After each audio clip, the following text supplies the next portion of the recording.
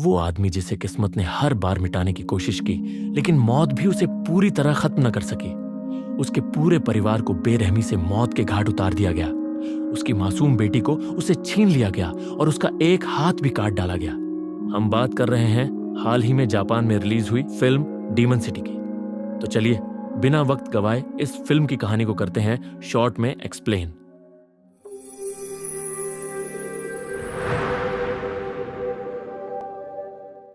कहानी की शुरुआत होती है शिंजो नाम के एक शहर से, जहां कुमोगामी नाम का एक बेहद खतरनाक याकुजा डॉन अपने गैंग के साथ राज करता है। एक दिन उसका आदमी उसे आकर बताता है, मैंने यूनियन हेड से कहा कि तुम हमारे रहमो करम पर पल रहे हो, लेकिन उसने साफ मना कर दिया और बोला अब से हम तुम्हारे हुक्म नहीं मानेंगे। ये सुनते ही कुमोगामी का पारा चढ़ जाता है और वो गुस्से में उस आदमी का जबड़ा ही काट देता है।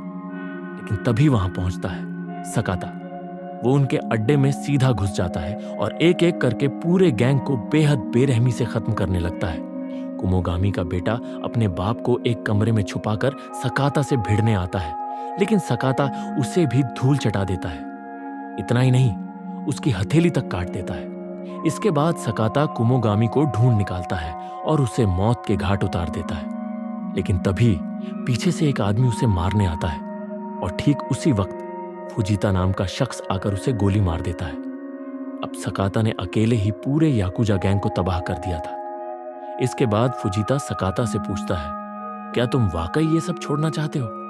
असल में सकाता का अतीत बड़ा भावुक था। उसकी एक प्यारी सी फैमिली थी, बीवी आउई और बेटी रियो। वो उन्हें दुनिया की नजरों से छुपा कर रखता था ताकि किसी भी खतरे से दूर रहे।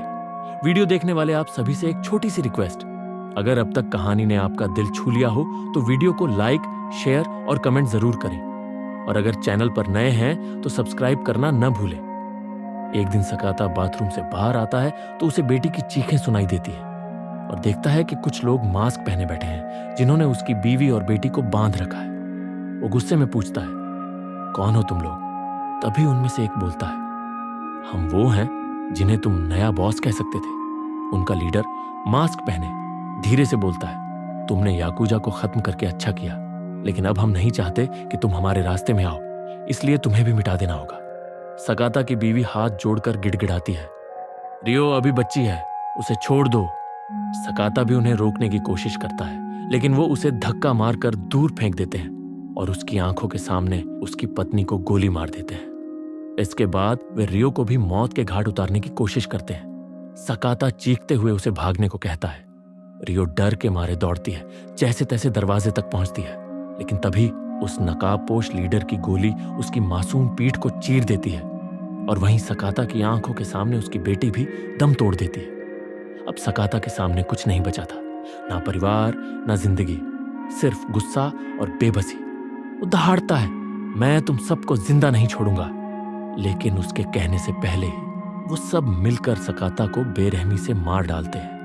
और यही नहीं रुकते, अगली सुबह न्यूज हेडलाइन बनती है, एक पागल आदमी सकाता ने पहले अपनी पत्नी और 5 साल की बेटी को गोली मारकर मार डाला, फिर खुद को खत्म कर लिया। लेकिन कहानी यहीं खत्म नहीं होती। अब कहानी छलांग लगाती है 12 साल आगे।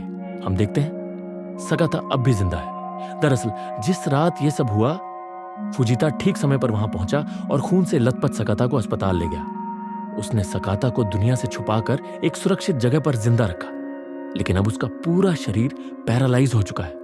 उसकी देखभाल के लिए फुजीता ने एक आदमी रखा है जो सकाता को खाना खिलाता है, नहलाता है और हर जरूरी काम करता है। एक रात जब वो उसे टहलाने बाहर ले गया, वापस लौटते वक्त एक अजनबी पीछे से आया और सकाता पर चाकू से हमला कर दिया। यह वही आदमी था जिसका हाथ सकाता ने कभी काटा था। अब वह अपना बदला लेने आया था। जैसे ही फुजीता को इस हमले की खबर मिलती है, वह सकाता को फिर से अस्पताल में भर्ती करा देता है। दूसरी ओर एक प्रेस कॉन्फ्रेंस चल रही होती है। शिंजो शहर का मेयर सुनोहरा मीडिया के सामने बड़े बड़े वादे करता है कि अब शहर में एक नया महारोहा पैराडाइज बनने वाला है, जहां क्लब्स, मॉल्स, बार्स और कैसीनो की भरमार होगी। लेकिन तभी कामियामा नाम का एक जर्नलिस्ट खड़ा होता है। वह सवाल उठाता है, शिंजो में पिछले कुछ सालों में गायब हुए लोगों की संख्या 15% तक बढ़ गई है। और जो भी महारोहा प्रोजेक्ट का विरोध करता था वो आज गायब है। सुनोहरा के पास कोई जवाब नहीं होता। कामयामा कहता है मेरे पास सबूत है, लेकिन मीडिया वाले उसे बोलने तक नहीं देते। बाद में कामयामा अपनी कार में बैठा किसी शख्स से मिलता है जो उसे सुनोहरा के खिलाफ और सबूत देने वाला होता है। वह उसे कुछ पैसे देता है, लेकिन तभी एक नकाबपोश आदमी वहां आ धमकता है। वह उनकी कार का शीशा तोड़ देता है। कामयामा घबराकर भागने लगता है, लेकिन वो नकाबपोश उसका पीछा करता है और आखिरकार उसे पकड़कर बेरहमी से मार डालता है। इतना ही नहीं, तभी एक दूसरा नकाबपोश भी वहां आ जाता है। वह उस आदमी को जो कामयामा को सबूत दे रहा था गन पकड़ा देता है और उसे मजबूर करता है कि वह खुद को गोली मार ले। सीन कट होता है। अस्पताल के उस कमरे के बाहर 2 पुलिस वाले सकाता की निगरानी कर रहे थे। तभी वहां एक शख्स आता है, शिनोजुकु, जो असल में एक पुलिस वाला है। वो दोनों पुलिस वालों को कुछ पैसे पकड़ाता है और मुस्कुराकर कहता है, जाओ यार, कुछ खा पी लो, यहां मैं संभाल लूंगा। पैसे मिलते ही दोनों बाहर चले जाते हैं। लेकिन असल में शिनोजुकु सकाता को खत्म करने आया था। वो अपने बैग से एक मास्क निकालता है, चेहरे पर चढ़ाता है और सकाता की तरफ बढ़ता है। वो कहता है, तुझे इस हालत में देखकर सच में बहुत तरस आता है, और फिर जोर से हंस पड़ता है। इसके बाद वो एक जहरीला इंजेक्शन निकालता है और उसे धीरे धीरे सकाता के ग्लूकोज ड्रिप में मिलाने लगता है। लेकिन तभी वो दोनों पुलिस वाले वापस आ जाते हैं। इसी बीच सकाता अपनी बची खुची ताकत जुटाता है। वो अचानक खड़ा हो जाता है और शिनोजुकु पर हमला कर देता है। कमजोरी के बावजूद वो उसका गला जकड़ लेता है और दम घोंटकर मार डालता है। तभी वहां फुजीता भी पहुंचता है और हैरान रह जाता है ये देखकर कि सकाता अपने पैरों पर चलकर खुद बाहर आ रहा है।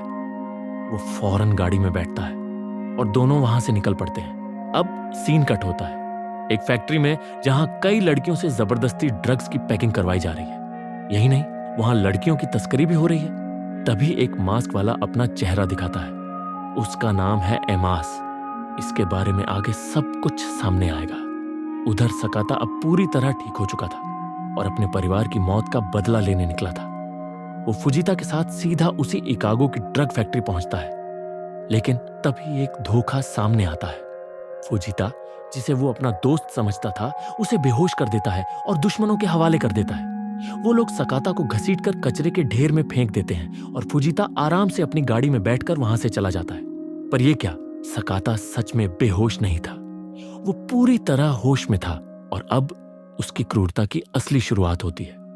वो एक एक करके फैक्ट्री के गुर्गों को मारता है और वहीं उसे पता चलता है कि इकागो ने उन्हें धोखा दिया है। लेकिन इकागो पहले ही फैक्ट्री से भाग जाता है और एक टाइम बम फैक्ट्री में लगा चुका था। उसे लगता है कि अब सकाता मर चुका है। तभी इकागो के सामने से सकाता जिंदा निकल कर आता है। इकागो पीछे हटता है और तभी पीछे से फुजीता गाड़ी लेकर आता है और उसे टक्कर मार देता है। और यहीं फुजीता एक भयानक सच बताता है, तुम्हारे परिवार की मौत के पीछे असली गुनहगार मैं हूं। मैंने ही उनकी लोकेशन बताई थी। यह सुनते ही सकाता गुस्से से कांप उठता है और फुजीता को गोली मारकर खत्म कर देता है। अब सकाता इकागो को बंदी बना लेता है और उससे उसके मास्टर के बारे में पूछता है। इकागो कहता है, मैं अपने मास्टर का वफादार हूं, कुछ नहीं बताऊंगा। तभी उसका फोन बजता है। सकाता कॉल उठाता है। उधर से आवाज आती है, उसे छोड़ दो, वो मेरा आदमी है। ये आवाज किसी और की नहीं, सुनोहरा की थी।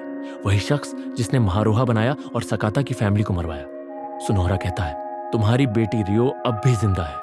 अगर उसे बचाना चाहते हो तो इकागो को छोड़ दो। लेकिन सकाता कोई सौदा नहीं करता और इकागो को जान से मार देता है। अब हम देखते हैं रियो अब बड़ी हो चुकी है और एक शख्स के साथ रह रही है जिसका नाम है एमास। असल में रियो अपनी याददाश्त खो चुकी है और उसे लगता है कि एमास ही उसका असली पिता है। लेकिन सच्चाई ये है, एमास भी सुनोहरा का आदमी है। अब सीन शिफ्ट होता है। हम मिलते हैं टाकीगावा से, जो एक रिटायर्ड पुलिस अफसर है। जब वह अपने घर लौटता है तो देखता है कि सकाता पहले से वहां मौजूद है। सकाता उससे कुछ जानकारी चाहता है। टाकीगावा उसे कुछ तस्वीरें दिखाता है और बताता है, ये वही शिनोजुका है जिसे तुमने हॉस्पिटल में मारा था। वो मेरा सीनियर था। अब सकाता सीधा एमास के घर पहुंचता है। रियो को एहसास होता है कि घर में कोई आया है तो वो छिप जाती है। सकाता दीवार पर रियो की बचपन की तस्वीरें देखता रहता है। तभी एमास आ जाता है वो अपनी बंदूक निकालने ही वाला होता है, लेकिन रियो की मौजूदगी उसे रोक देती है। एमास अब नर्म लहजे में बात करता है, लेकिन सकाता का गुस्सा आसमान पर था। वो एमास को पीटना शुरू कर देता है। तभी एमास कहता है, हट साले, और ये सुनते ही सकाता सन्न रह जाता है। यही लाइन उसकी बीवी को मरते वक्त किसी ने कही थी। अब उसे यकीन हो जाता है उसकी पत्नी की मौत का असली गुनहगार एमास ही था।